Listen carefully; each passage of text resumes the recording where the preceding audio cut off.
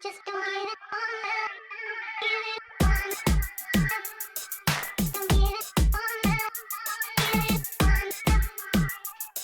Just don't get it on now. Get it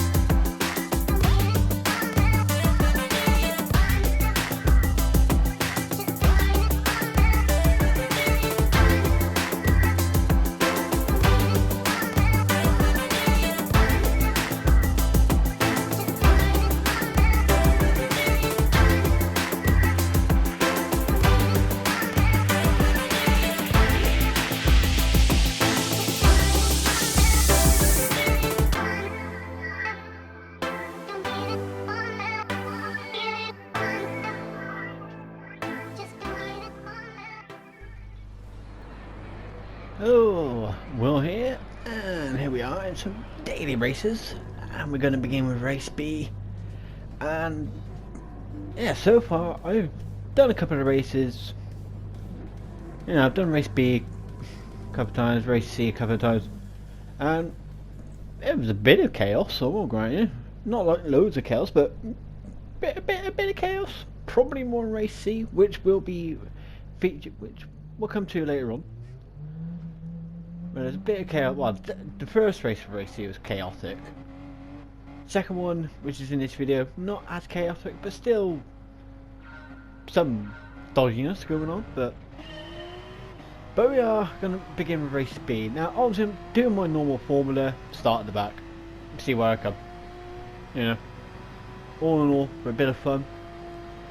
In this one, I am driving the Porsche 911. I have got a new Shadow Realm livery for it. Slight tap down on the Z4, but you know, we're gonna let him keep his position. Yeah, this race, yeah, it wasn't the best. Somebody went off there. I didn't even see that person go off. But yeah, this race, yeah, wasn't the best, but it was still fun. There was just some chaos in it. Just a little bit of chaos at the old Big Banky Boy corner, which we'll get to very soon. But yeah, what caused that chaos at the Big Banky Boy? I don't know if it was my fault, or if it was another person's fault, or if it was just a pure incident, or if it was just a misjudgment on people not knowing what people were going to do. So we're going to get past the French driver here. You know, obviously he had a bit of a slow coming out of that corner. Had a bit more momentum. So I'm like, alright, I'm going to go here. I'm going to brake where I normally brake. I'm going to try and avoid him. Now, unfortunately, get spun out. Now, I don't think it was not an intentional spin out from the French driver. The French driver, he's like Penrose, or Penrose his name was. Now, I don't think it was an intentional spin out from him. You know, he didn't mean to do it. I did look through the replay just to try and figure out what happened there, and I think in the end it probably is a slight misjudgment from me there, but also at the same time slight misjudgment from the French driver as well. But I looked at the replay. He was turning the car as much as he could. You know, he didn't suddenly like, oh, I'm gonna go straight for a little bit to spin this guy out. He was turning the car as much as the game would actually allow him to turn the car. Basically, so I obviously was gonna go past the Z4. Well, basically got beyond the Z4, and obviously wanting to try and get past him, not hit him. I obviously went to just a little bit more to the inside, just to make sure that I didn't hit him, the driver in the Z4, with the Portuguese driver in front of me. Obviously we're trying not to hit him, and due to that me turning in, and obviously I wanted to go on the inside, thinking if I go on the inside here I'll be able to get past him, bada bing bada boom, you know. But obviously doing to that, obviously the French driver in front of me also had a very similar idea, in a way of, right, I got a bit more momentum going, I'm gonna go on the inside of this R4M guy. And so basically, it was kind of like it was a Constantino effect, whereas I wanted to go on the inside of one person,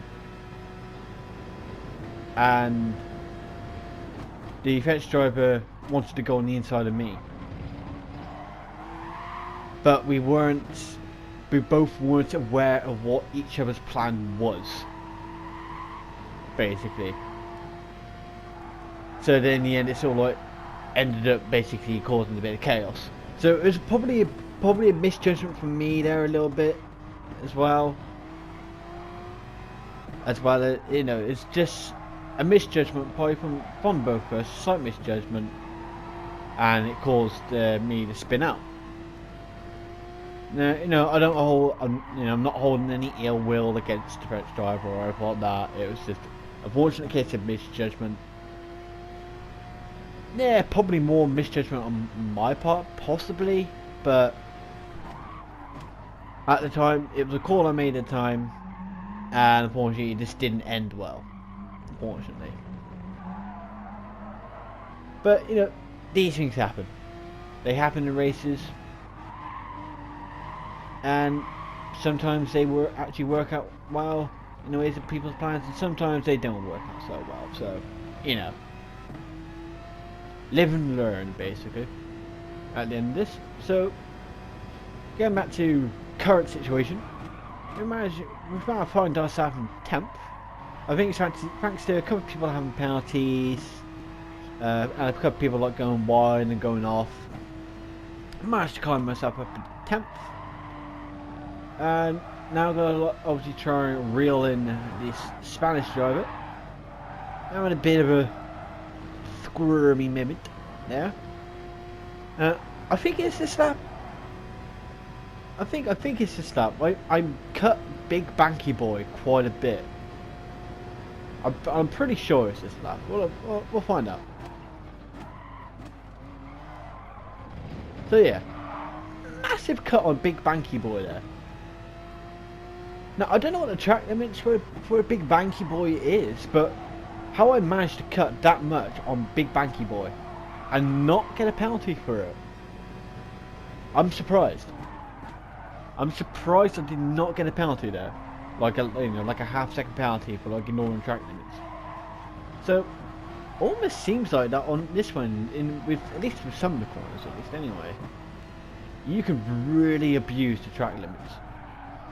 Which most of the time when I try and do that kind of thing, especially with this track for example, I can never seem to actually abuse the corner. It's only Big Banky Boy where I can actually kind of abuse the track limit. All the other corners I fail. You know, I fail at the track limit. So I think it's like this one you can abuse the track limit quite a bit there, but I always fail at that one. And there's like a couple of other corners where I know you can abuse the track limit, but I always fail at it. But Big Banky Boy, I can always, you know, when I want to, I can always easily abuse the track limit on that one and get around it like with a massive cut and not get a penalty. So yeah, all in all, so far this race, yeah, it hasn't been all smooth grooves sort of thing, but had the one incident on the first lap. Who do you think was in the wrong there? Was I in the wrong there, or should the French driver saw it all coming and acted to that, or you know, who was the cause? Personally myself, I think it was a mixture of both, but probably more towards me there. But who do you think it was? Let me know in the comments below. But so we've managed to catch up with this Spanish driver as well as actually another French driver. So we managed to catch up with him. So at this point he's like, can I make a move? He's trying to get in a position to make a move to overtake at least the Spanish driver if I can. But unfortunately, it's been a bit more difficult than originally planned. So in the end, we come home in 10th place. I don't pass the Spanish driver in the end, but still 10th from starting in 16th is an alright finish. Not an amazing finish, but it's an alright finish. Just got a bit messy on Big Banky Boy on the first lap. There you go. We got in 10th place, and don't quite know exactly how I got that. So, how I got a clean race, don't know. But on to race C.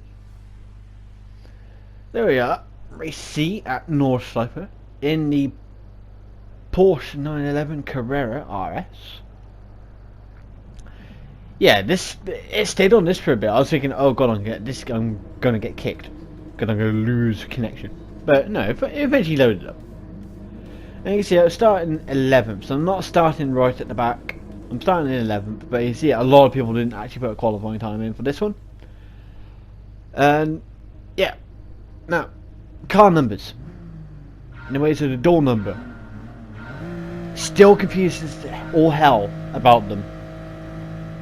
Because, say for example, I think in the Maggiore race, or Maggiore race, there was, I was ranked C, and there was quite a few, I think there was a few B ranked drivers, and I think there was an A plus. It was either that race or this race, there was an A plus driver. I'm pretty sure it was Maggiore race, there was a plus driver. Yet, I was still car number 1. So how does that work? The game's making it even more difficult for me to get my DR up by putting me at a higher car number in a lobby where I should be lower. Doesn't make any sense. And it's kind of done the same here. I'm car number 2. Whereas I think theoretically I should have been like car number like 8 area, sort of like that kind of area, like between 7 and 10. And yeah, I'm car number 2. It's like, how? It's like, yeah, make my job more difficult, why don't you, game? But if you can actually properly explain to me how the game comes up with the car numbers, let me know in the comments below, because I've given up trying to work out how it actually works. I know it's relating to DR and all that kind of thing, but exactly how it works, I've given up on trying to bloody figure out. So if you know exactly how it works, let me know in the comments below, because I've given up. But alright, on to this one.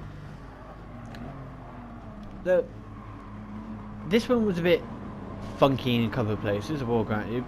The Spanish driver, Tanner, I think his name is, like Tanner something or other. But Tanner, I'm just going to call him Tanner. He was a bit odd in some places, and I don't know why. I can't quite put my finger on him, and what his actual intentions actually were. So it was like, I could fly around the outside, make sure I don't get hit. It's like, oh god. Lucky enough I escaped from that unscathed. Managed to get past the French driver. One guy cutting the thing all over the place. A couple of people going off, people ghosting, he's ghosted, and then suddenly unghosts. Now unfortunately there, I ran into him. No, we looked up there, but that's because I was just going a bit faster. But the initial smack was just unfortunately because he unghosted a lot quicker than I thought he was going to. You know, so I didn't really have that much time to react to it. And unfortunately, I smashed into the back of him because of it. So again, that was more racing incident. I didn't have much time to react upon him on ghostings, and normally when there's cars close to you, if you're a ghost, you'll tend to be a ghost for a little bit longer. But on that occasion, it was like almost instant, right, back to normal. Just didn't have the time to react. Guy going off there, don't know exactly what happened to him there, but my god, he went off. So we're back up with Tanner. We got Kenny P in 10th, who was in another race of mine a little while back. He cursed me a bit during that race, and most likely probably cursing me a bit in this race as well. Not that he has much he can criticise about, considering by the fact that he is I mean, I've just got myself a half-second penalty for ignoring the track limit. Again, the track limits on this one's a bit odd. It's like you can go wide, come back on, and get nothing. There, I'll go a little bit wide, come back on, and I get a track penalty. But doesn't make sense. But other people go wide, they don't get a penalty, so I don't know. I'm gonna go over here, so he's bumping me. He's trying to bump me. He's trying to obviously trying to make me go wrong. It's like no. I mean, I was tempted to sort of like, look, if you want to try and fuck someone over, you fuck someone over like this. But I thought, no, I'm gonna be the bigger man, and I'm just gonna get past him. It's like, yeah, I don't know what he's trying to do there exactly. I'm on the inside. I have the right of way to get past him there. I'm not abusing the track limit to get past him, really. So, you lose. But yeah, going back to Kenny P. And probably at one point during this race, he probably was cursing me if he was recording this race or anything like that. But as about the moment, he doesn't have much to curse about.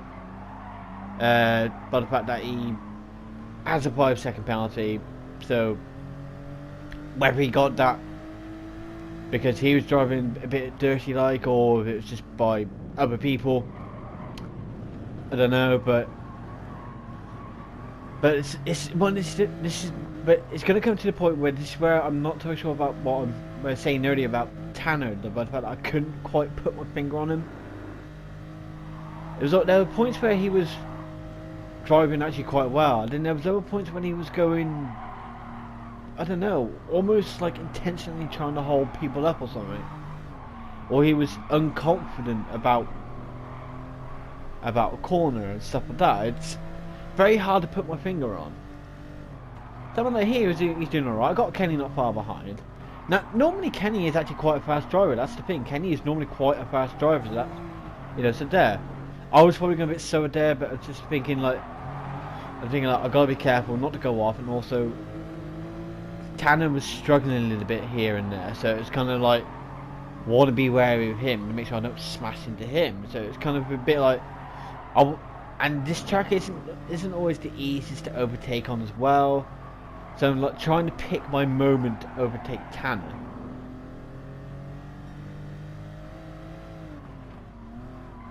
And plus this car was slidey as all hell. So it's kind of like being a bit careful with the car for multiple different reasons. Whereas Kenny was a bit more flat out. Something like that. I'm not going to try and overtake here. That would be suicide. So we'll try and overtake somewhere else. So he slows down, Tanner slows a bit down there. That's fine. And then he goes really slow there. What happened there? I don't know. He seemed to have gone really, really slow. So then I had to slow down. But obviously Kenny knew, which normally in that point you can go faster, and Kenny knew that. So hence why he suddenly goes into the back of me.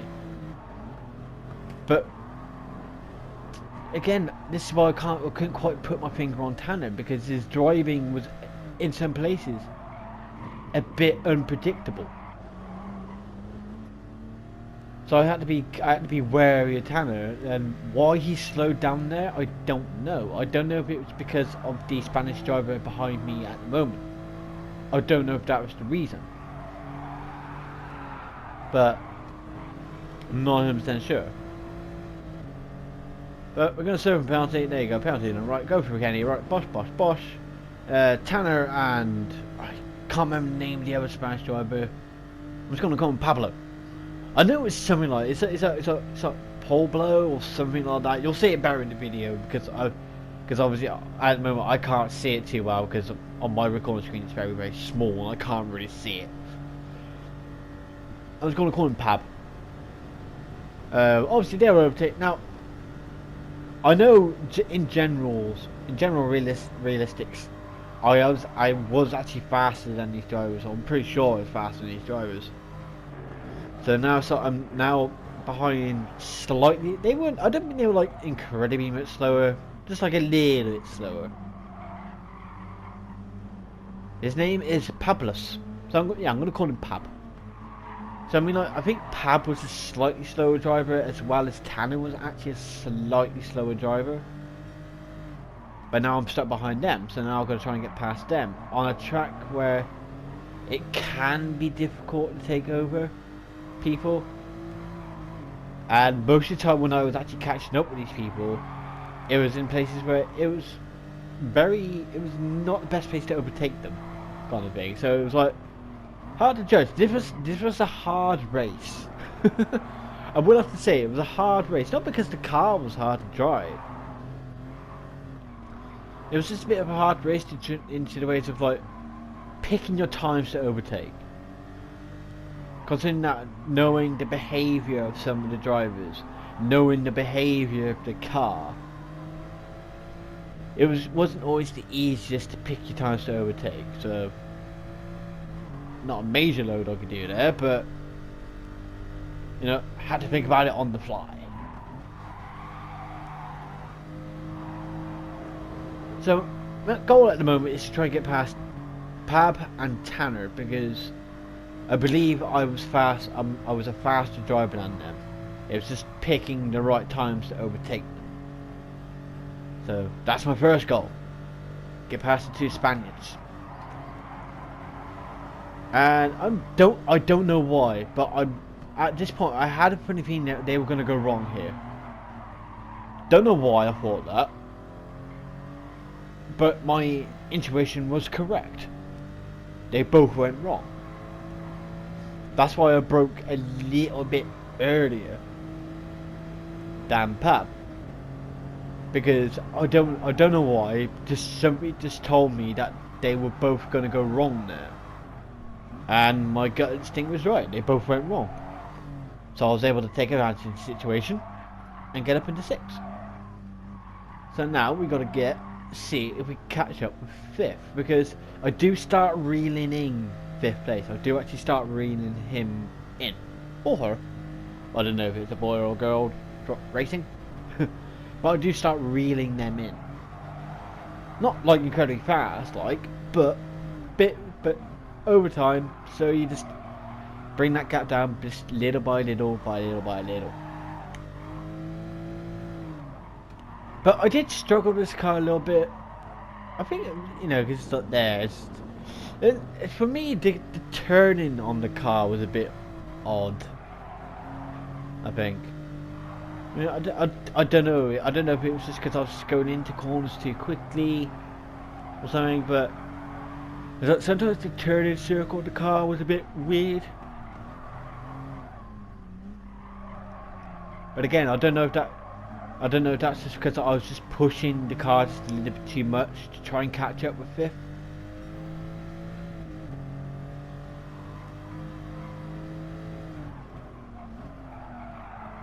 It's like here, I go a bit wrong. I think I broke it just a little bit too late there. Again, just trying to push it just a little bit too hard to catch up with 5th, because at that point I could see I was catching up with them, being like, oh, I can catch up with these people. La la la. It seems to be like that maybe 4th is holding up 5th place here, but obviously with that and me just pushing just a little bit too much opens me up to make mistakes.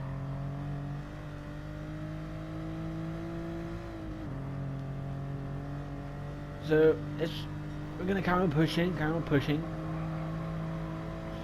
But yeah, so yeah, this race in the end it was kind of chaotic at certain points. Probably having Kenny curse me on his video or on his channel or on his live stream, because I don't know if he was streaming this at the time. So he was probably cursing me. But again, not much I could do about that. I had Tanner in front of me and he was being a bit tentative with the car at certain points. People taking weird lines. Ghosts becoming unghosted a lot quicker than expected. Car behaving weird like. It was just chaos. It was a very suddenly chaotic race. So for how the race is going, for me being the 6th, I think it's not actually that bad.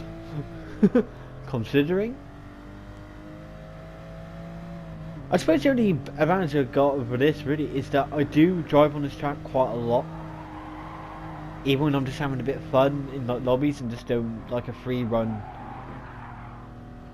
Just going onto a lobby race that's like a free run, so just driving around the track with whatever car you want kind of thing.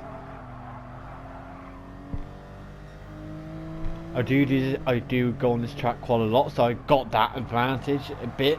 I mean, yeah, probably some of the braking points in the driving line, racing lines I'm taking are probably aren't the best either. But again, it's a slightly different car. I'm more used to driving like the high downforce cars, like your Super Formulas and your GT cars and stuff like that. Normal road going cars, I don't normally tend to drive that often, so they're a little bit different for me. And I probably struggle with them a little bit more than with your like your Group 3s, Group 2s and stuff like that.